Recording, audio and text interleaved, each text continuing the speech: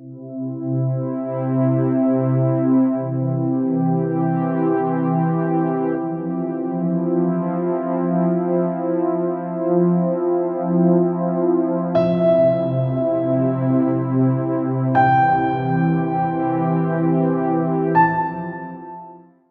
a pílula, a primeira ideia da pílula surgiu em 1910.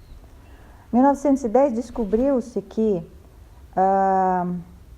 os ovários, eles eram produtores de hormônios. Ele tinha uma função endócrina. Até então, achavam que o ovário era só para soltar o óvulo, vamos dizer assim. Então, descobriu-se que ali de dentro do ovário também saíam 2 hormônios. Até eles descobrirem quais hormônios e como eles agiam, demorou 20 anos.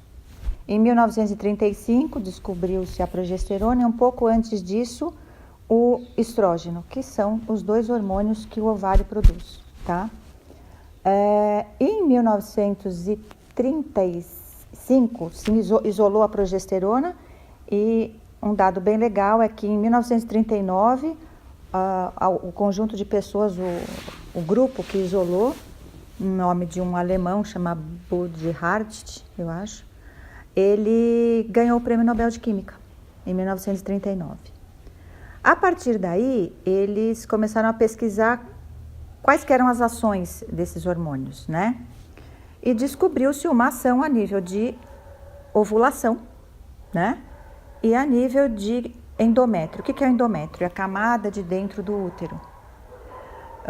E também a nível de muco cervical, que é o muco que a cervice, o colo do útero produz, tá? Para ajudar nessa coisa da gestação. E começou-se a se pesquisar como é que se podia usar isso no controle de gestações, né? Para fazer o controle do ciclo menstrual da mulher. Isso demorou de 39 até o isolamento desses dois compostos, a estrógeno e a progesterona, demorou até 1952 para se começar a produzir o primeiro anticoncepcional.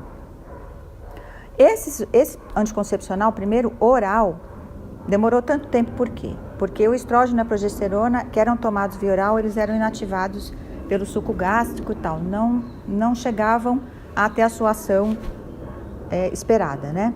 E em 52 fizeram a primeira pílula anticoncepcional, né? Essa pílula, ela tinha uma dosagem muito alta, de 100 microgramas de estradiol, de estrógeno, né? Enfim, isso causou muitos problemas, né? Em nível cardiovascular e tudo, e as mulheres ficaram com muito medo de usar.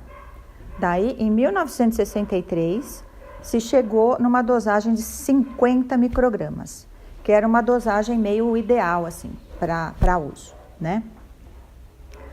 Mas continuava a ter muitos efeitos colaterais. O efeito colateral maior era a nível cardiovascular, era a nível de tromboembolismo. O que é o tromboembolismo?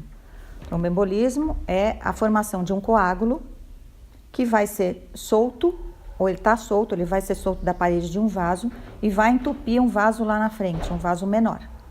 Esse entupimento desse vaso vai causar ausência de oxigênio nesse tecido e vai causar um problema a nível pulmonar, a nível de membros inferiores e a nível encefálico. Você pode ter um acidente vascular encefálico, você pode ter um infarto, né? Se esse coágulo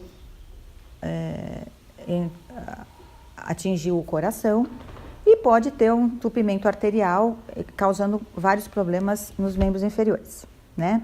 Também no trato gastrointestinal, no intestino, pode causar uma trombose mesentérica, também é um quadro muito grave. O que se pensou a partir daí? De baixar as dosagens desses hormônios para poder o uso ficar cada vez mais seguro sem perder o efeito anticoncepcional. E daí chegaram-se provavelmente nas coisas que a gente vai mais conversar agora, porque são os anticoncepcionais orais de baixa dosagem.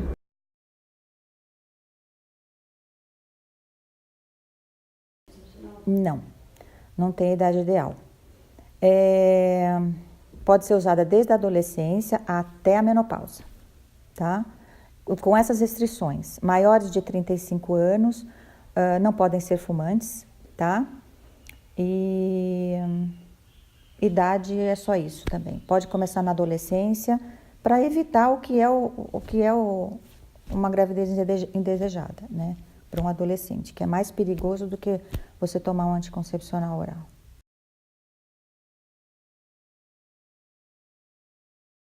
Sim, existe um composto que chama ciproterona, tá? Que é um remédio que age na produção de gordura dos folículos, tá? Se você dá a ciproterona, que é um dos compostos progestagênicos da pílula, de 2 pílulas, eu posso até falar o nome comercial, que é o Diane 35 e o Selene, né? Eles têm a mesma composição, só nomes diferentes.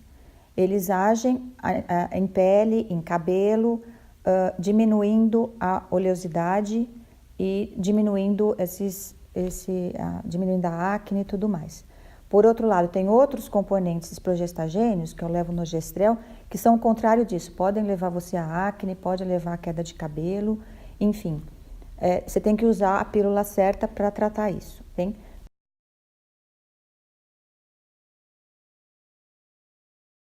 Tá? Quando o médico é procurado para prescrever um desses métodos, ele tem que perguntar o que a paciente quer. Ela quer a melhor coisa que se tem, uma das melhores, com mais eficácia. Ou ela quer, não quer tomar o anticoncepcional porque ela tem medo, enfim, quer um outro tipo. Então, você tem que mostrar para a paciente quais são essas eficácias. Anticoncepcional oral de baixa dosagem. No primeiro ano de uso, 0,1% de chance de engravidar. Mirena, que é aquele DIU, dispositivo intrauterino, que libera a progesterona dentro do útero. Mesma coisa, 0,1%, tá? O DIU de cobre 0,3%. A camisinha masculina, o condom masculino, ela tem de 3% se o uso for ideal. Mas se vê que 14% de chance de gravidez quando o uso não é consistente, é inconsistente. Camisinha feminina, de 3% a 21%, também por causa do uso inconsistente. A menor taxa, que sempre que eu falo, é o do uso típico, o uso que a gente explica e que seja um uso regular, tá? O mais certo possível. O que mais? Anel vaginal, a mesma coisa. Ao diafragma também, mesmo índice de falha. Então, o menor índice de falha que você tem é o do anticoncepcional oral, né? Todo mundo quer ter um menor índice de falha, claro, né? Você não quer correr riscos, né?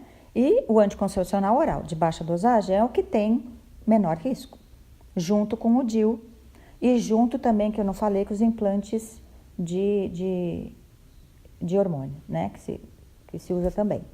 Então, esses 3, anticoncepcional oral, DIU de Mirena, DIU de progestágeno, e os implantes, né, são os que têm menor índice possível. Então, é por isso, pela eficácia, que se prescreve mais, né? E também pela reversibilidade, né? Você parou de usar o anticoncepcional oral, daí no dia seguinte você pode engravidar, tá? No mês seguinte você pode engravidar. O DIU, a mesma coisa, tá?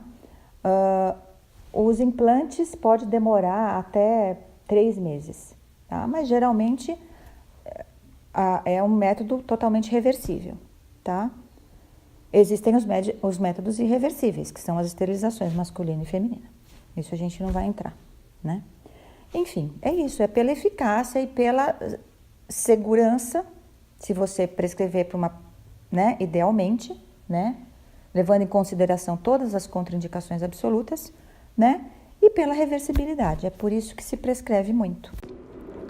Também são observados grandes impactos no meio ambiente, uma vez que os hormônios utilizados são liberados pela urina e muitas vezes chegam aos rios e lagos através do esgoto. Um dos exemplos mais recentes é o fenômeno da feminilização observado em espécies de anfíbios atingidos pelos hormônios que imitam o estrogênio. Os espécimes machos passaram a desenvolver características fisiológicas de fêmeas e atrofia nos órgãos masculinos. Isso pode levar à redução e até mesmo extinção dessa população. Além disso, o mesmo estudo realizado pelo IGB, Institute for Genomic Biology, alerta que as estações de tratamento tradicionais não removem essas substâncias de desregulação endócrina da água, fazendo com que, mesmo após o tratamento, a água chegue aos copos com altas concentrações destes compostos.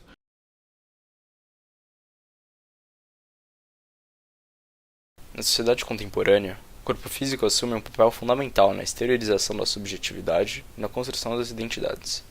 Entretanto, alguns estudos mostram que, em paralelo à enorme valorização da aparência, tem aumentado a insatisfação das pessoas com seus corpos, assim como o consumo das chamadas drogas da imagem corporal, entre as quais se incluem os esteroides anabólicos, androgênicos ou anabolizantes.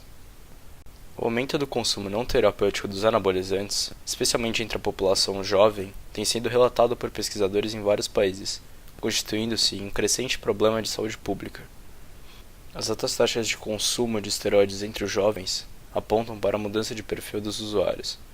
O uso de anabolizantes, que antes era restrito a atletas e fisiculturistas, popularizou-se entre os jovens não atletas que passaram a utilizá-los para fins estéticos. Os anabolizantes foram descobertos nos anos 30 e são substâncias sintetizadas em laboratório, relacionadas a hormônios masculinos androgênicos. O consumo dessas substâncias produz efeitos anabólicos, como o aumento da massa muscular esquelética e efeitos androgênicos ou masculinizantes.